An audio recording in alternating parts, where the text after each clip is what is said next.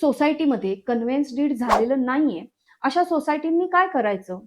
तर पहिल्यांदा तुम्ही जितके मेंबर आहात, तितक्या सगळ्या मेंबर्सची तुम्हाला मान्यता घ्यावी लागेल. त्यानंतर तुमच्या प्रत्येकाच्या इंडेक्स 2 वरून तुम्हाला कळेल, की तुम्ही तुमच्या स्वतःच्या फ्लॅटसाठी पूर्ण स्टॅम्प ड्युटी भरलेली आहे का नाही.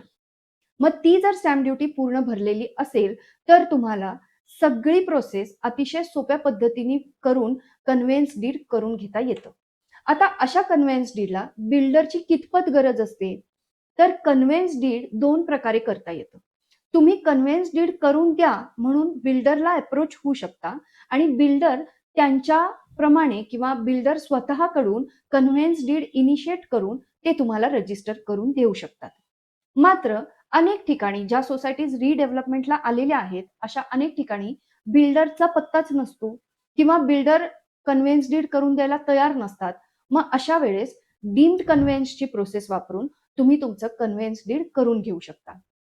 मात्र एकच गोष्ट महत्वाची या व्हिडिओमध्ये लक्षात ठेवायची, की तुम्ही कन्व्हेन्स डीड असल्याशिवाय रिडेव्हलपमेंटला जाऊ शकत नाही.